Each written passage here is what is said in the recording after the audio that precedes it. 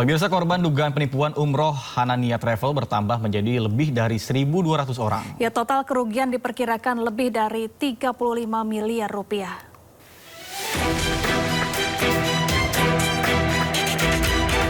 ...620 korban dugaan penipuan umroh Hanania Travel kembali melapor ke Polda Metro Jaya. Laporan dilayangkan oleh kuasa hukum para korban, Jody Mulya Setia. Total jumlah korban Hanania Travel kini menjadi 1.286 orang dengan kerugian mencapai lebih dari 35 miliar rupiah. Polisi kini telah memeriksa sejumlah saksi termasuk para publik figur yang bekerja sama dengan Hanania Travel. Terbaru pada hari Kamis lalu, Davina Karamoy juga dijadwalkan menjalani pemeriksaan di Polda Metro Jaya. Jumlah data yang kemudian sudah kami sampaikan ke Polda dari gelombang 1, 2, dan 3 itu kurang lebih sekitar ada 1.286 max dengan total nominal 35M 342.293.500 rupiah. Diketahui saat ini 1.286 orang telah menjadi korban dengan kerugian mencapai lebih dari 35 miliar rupiah. Dari Jakarta, Tim Liputan iNews melaporkan.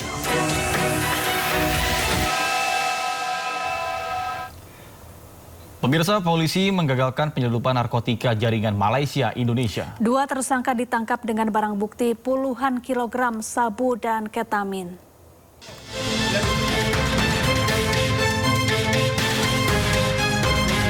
Perburuan terhadap 2 anggota jaringan narkotika internasional berakhir di sebuah rumah di Kabupaten Bengkalis, Riau. Keduanya ditangkap setelah diduga terlibat dalam penyelundupan narkotika dari Malaysia ke Indonesia menggunakan speedboat.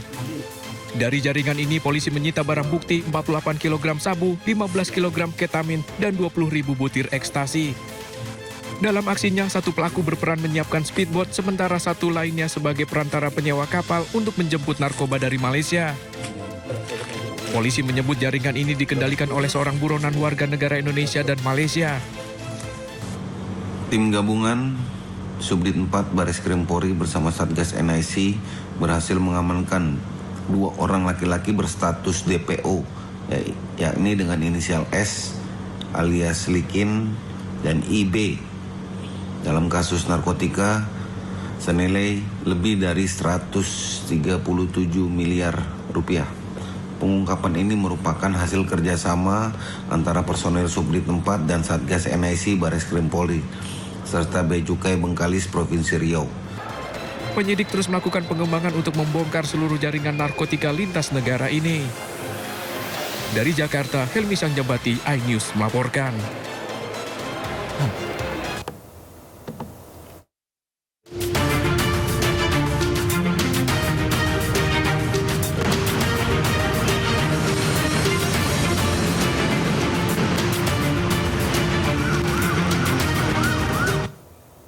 Ya, pemirsa, saatnya kita simak pantauan arus lalu lintas dan kami telah terhubung dengan Brigadir Satria dari NTMC Polri yang kini berada di kawasan Simpang Ragunan, Jakarta Selatan. Ya, baik, selamat pagi Brigadir Satria. Bagaimana pantauan lalu lintas dari tempat Anda melaporkan? Silakan. Ya baik, terima kasih Nata dan juga Safa. Selamat pagi pemirsa. Bagi Anda yang ingin menghabiskan libur akhir pekannya di sepanjang hari ini, ada baiknya Anda mengetahui kondisi arus lalu lintas, di mana salah satunya titik rawan kepadatan di tempat saya melaporkan saat ini di Simpang Ragunan, di mana pada Minggu pagi ini secara umum lalu lintas mulai mengalami peningkatan volume arus kendaraan, terutama untuk lalu lintas dari arah Cilandak yang akan menuju ke arah Pasar Rebo maupun yang akan berbelok menuju ke arah Taman Wisata Ragunan. Pada pagi ini mulai mengalami peningkatan volume arus kendaraan jika dibandingkan tim kami di lapangan sudah memantau sejak pukul 6 pagi tadi. Lalu lintas mulai mengalami peningkatan, namun untuk secara umum dalam keadaan ramai lancar. Bagi Anda para pengendara agar dapat tetap tertib berhenti di belakang garis stop, mengingat di sana terdapat hak para penyeberang jalan.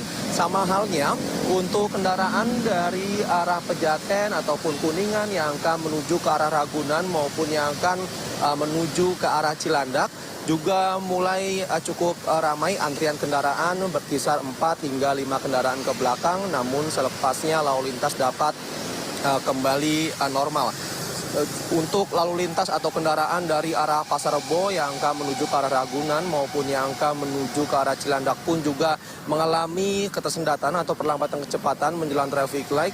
Selepasnya juga kendaraan mengalami perlambatan dikarenakan cukup banyaknya juga bis antar kota maupun truk muatan barang yang melintasi kawasan ini yang perlu Anda antisipasi agar juga para pengendara dapat tetap menjaga jarak aman kendaraan Anda maupun menjaga batas kecepatan maksimal kendaraan Anda. Selain itu juga Safa dan juga Nata perlu kami informasikan 1 hari menjelang perayaan HUT Jakarta ke-499 besok untuk Taman Wisata Ragunan ini Pemprov DKI akan menggratiskan seluruh tiket pengunjung pada tanggal 22 Juni besok serta tanggal 27 hingga 28 Juni mendatang. Jadi bagi Anda yang ingin menghabiskan libur sekolah anaknya ataupun dapat mengajak sanak saudara maupun keluarga dapat menghabiskan liburannya di sekitar kawasan Taman Wisata Ragunan. Terkait dari itu juga anggota kami yang berada di lapangan juga akan mempersiapkan beberapa rekayasa arus lalu lintas jika memang lonjakan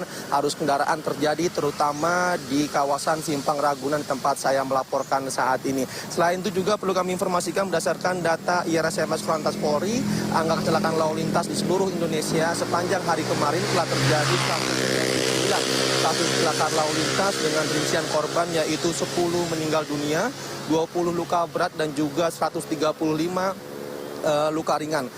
Dari total kasus tersebut sebanyak 98%-nya terjadi di jalan arteri. Terkait masih banyaknya kasus kecelakaan di setiap harinya, kami dari kepolisian tidak bosan-bosan menghimbau kepada seluruh elemen masyarakat agar dapat selalu tertib lalu lintas dimanapun Anda berada, selalu berkendaralah secara wajar, tidak menggunakan handphone saat berkendara, serta tidak berusaha menutupi plat nomor kendaraan Anda guna untuk mensiasati kinerja dari penegakan hukum melalui kamera etle kami dikarenakan plat nomor merupakan bukti identitas suatu kendaraan. Bagi Anda yang ingin mendapatkan informasi selengkapnya, Anda dapat menghubungi call center kami di nomor 15669 dan juga melalui WhatsApp center kami di nomor 085871500669. Stop pelanggaran, stop kecelakaan, keselamatan milik kita bersama. Demikian informasi yang dapat disampaikan langsung dari Simpang Ragunan, Jakarta Selatan. Semoga bermanfaat. Selamat beraktivitas dan salam presisi. Kembali ke Anda di studio. Baik, terima kasih Brigadir Satria atas laporannya dari kawasan Simpang Ragunan, Jakarta Selatan. Selamat bertugas kembali dan salam presisi.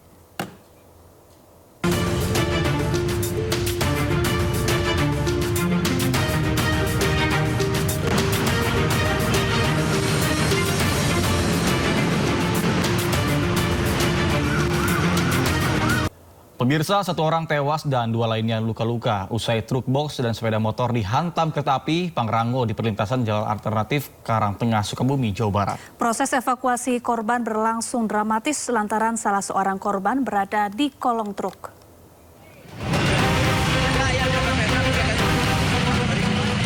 Warga di wilayah desa Karangtengah Cibadak, Kabupaten Sukabumi heboh karena telah terjadi tabrakan maut antara kereta api Pangrango jurusan Sukabumi Bogor dengan sebuah truk box di perlintasan Jalan Alternatif Karangtengah, Kampung Babakan.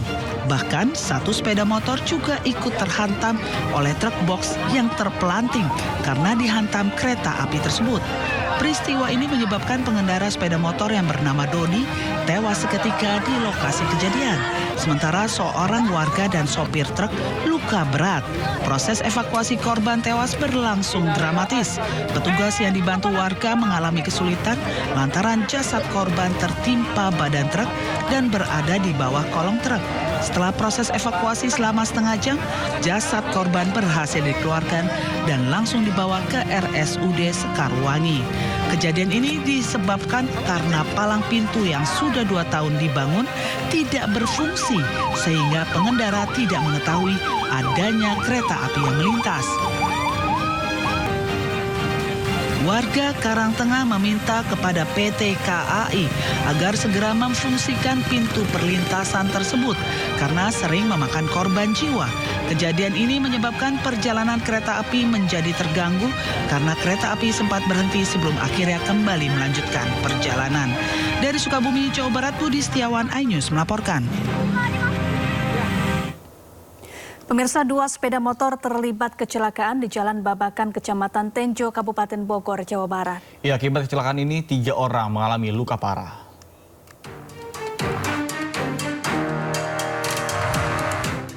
Inilah rekaman CCTV menunjukkan detik-detik 2 pengendara motor bertabrakan dari arah berlawanan hingga terpelanting di Jalan Raya Babakan Tenjo, Kabupaten Bogor, Jawa Barat.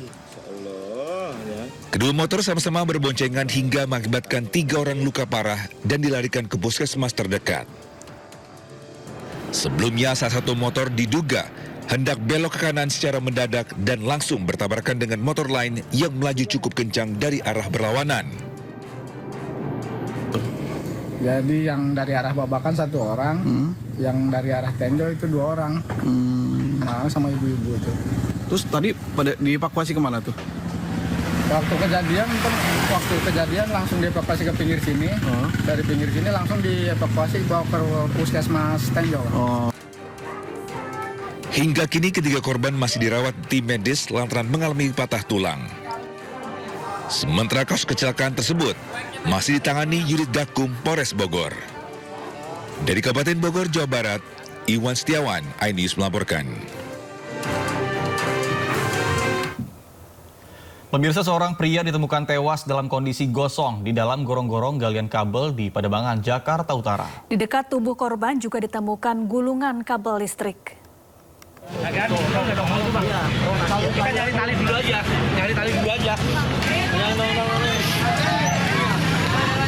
Penemuan mayat pria tanpa identitas di dalam gorong-gorong galian kabel gegerkan warga Kampung Bandan, Ancol, Pademangan, Jakarta Utara. Warga berusaha mengevakuasi jasad dari gorong-gorong. Saat dievakuasi, tubuh korban yang diperkirakan berumur 40 tahun dalam keadaan gosong, kulit terkelupas. Korban ditemukan oleh petugas PPSU saat membersihkan sampah di jalanan. Di dekat tubuh korban juga ditemukan gulungan kabel listrik. Polisi masih menyelidiki penyebab kematian korban. Dari Jakarta, Sofian Firdaus, iNews melaporkan. Polres Metro Jakarta Pusat berhasil mengungkap misteri perampokan sadis di kawasan Menteng, Jakarta Pusat. Ya, pelaku merupakan rekan kerja korban yang melaporkan kejadian tersebut sebagai saksi.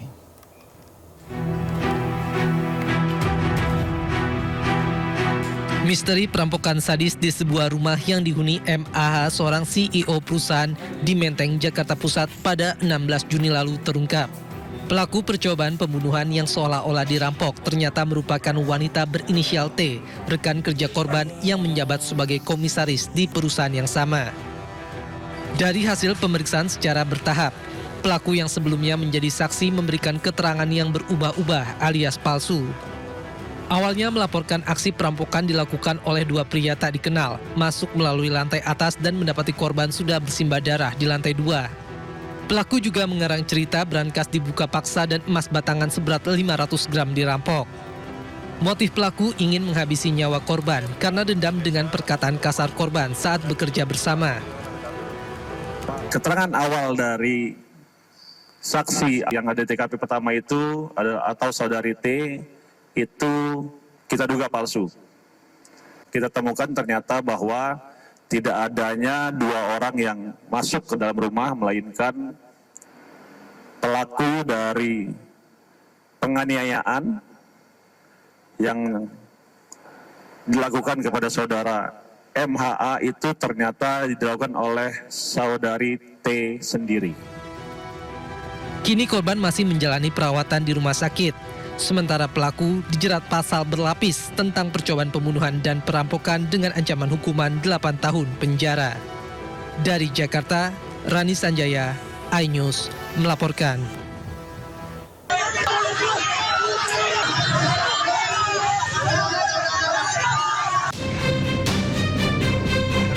Dua pelajar sekolah menengah pertama melakukan duel maut di Jalan Kali Baru Timur 2, Cilincing, Jakarta Timur. Duel kedua pelajar ini ditonton kelompok mereka masing-masing dan tidak ada yang memisahkan. Satu pelajar berusia 16 tahun tewas dengan luka di pangkal paha kiri terkena sampetan senjata tajam. Korban tewas dalam perjalanan ke rumah sakit. Pelaku yang berusia 14 tahun ditangkap polisi Duel dipicu saling ejek dan ditantang di media sosial. Permulaan itu diawali dari saling ejek antar pemuda di media sosial. Dan kebetulan para pemuda-pemudi ini masih dalam satu lingkungan sehingga janjian di lingkungan tersebut dan melakukan perkelahian tersebut. Barang bukti jaket senjata tajam diamankan polisi. Tersangka terancam hukuman 15 tahun penjara.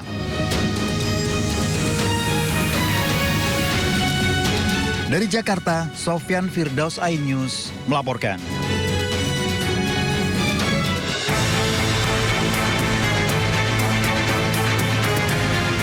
Aksi pengeroyokan seorang pemuda terekam CCTV di Jalan Kapuk Swadaya, Kecamatan Cengkareng, Jakarta Barat. 3 pelaku menganiaya korban secara membabi buta dengan senjata tajam. Usai menganiaya korban yang merupakan temannya, ketiga pelaku kabur. Korban yang terluka parah dibawa warga ke RSUD Cengkareng. Pihak kepolisian telah menggelar olah TKP dan saat ini masih melakukan pengejaran terhadap 3 pelaku yang melarikan diri usai kejadian. Dari Jakarta, Miftahul Gani, iNews melaporkan.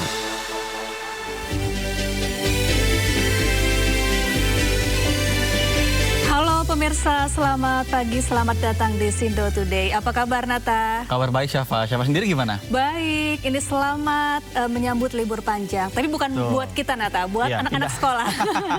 Kalau kita tetap tidak kerja, berlaku ya, iya. Kita nggak ada hari libur, nggak ada tanggal merah, pokoknya sedih banget sih kalau bisa diceritain. Tapi nih, kalau misalnya kita ngomongin soal long weekend atau libur panjang ini kan identik dengan pasti rawan banget kemacetan, terutama di daerah-daerah puncak atau pokoknya daerah-daerah tinggi, Bandung, gitu Lembang, ya. daerah Malioboro, kayak satu Indonesia liburan ke sana semua katanya. Betul. Saking penuhnya. Dan memang di sana juga biasanya, tapi kalau misalnya kita biasanya yang kerap terjadi ini kemacetan, selain kemacetan yang begitu parah, ada lagi kayak misalnya wisata di Jawa Barat terkenal dengan masalah-masalah pungli. Betul sekali, terutama wisata alam ya. Kita datang terus ada orang yang tiba-tiba mendatangi lalu minta uang yang cukup besar. Padahal itu nggak resmi ya.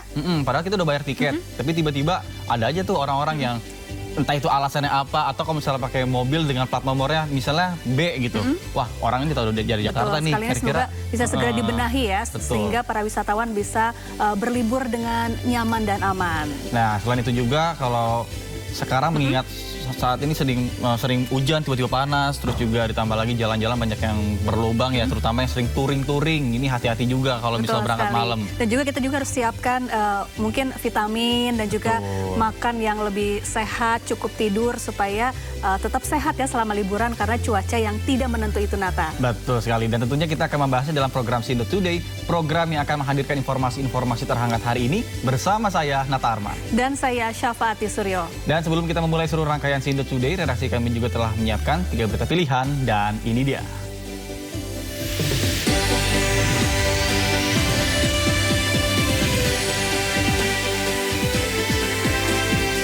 Satu tewas dan 2 lainnya luka-luka setelah kereta api Pangrango menghantam truk box dan juga sepeda.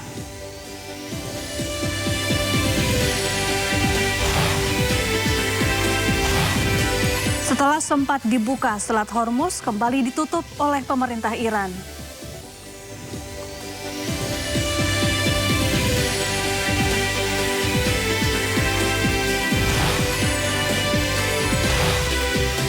Skuad The Meli kembali diuji karena masalah visa. Federasi Sepak Bola Iran kembali melayangkan protes kepada FIFA.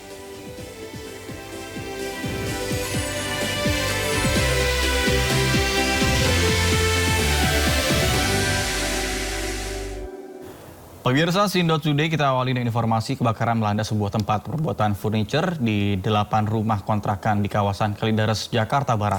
Api diduga dipicu dari hubungan pendek arus listrik. Bilang Joko. Teriak-teriakan tadi. Iya, kamu dengarkan. Kobaran api melalap habis sebuah tempat pembuatan furnitur di Jalan 20 Desember Pegadungan, Kalideres, Jakarta Barat, Sabtu dini hari. Api yang membesar lalu merambat ke 8 rumah kontrakan yang berada tidak jauh dari sumber api. Satu mobil dan satu motor yang tidak sempat dipindahkan akhirnya juga turut terbakar. Warga turut membantu petugas pemadam kebakaran memadamkan api agar tidak merambat lebih jauh lagi. Kusen. Kayu-kayu gitu bang ya? Iya. Bang, ini ada mobil juga yang kebakar bang ya? Ada mobil, motor udah mati, mobil satu. Mobil satu, motor satu. Bang, ada penghuninya nggak bang waktu itu terbakar? Kagak ada. Ada yang nggak bisa diselamatin. Terbakar semua. Kebakar semua. Tapi ada orangnya bu waktu terbakar? Ada orangnya. Orangnya cepat menyelamatkan diri, cuma barang-barangnya nggak bisa terbakar. Tidak ada korban jiwa dalam kebakaran ini. Api diduga dipicu dari hubungan pendek arus listrik.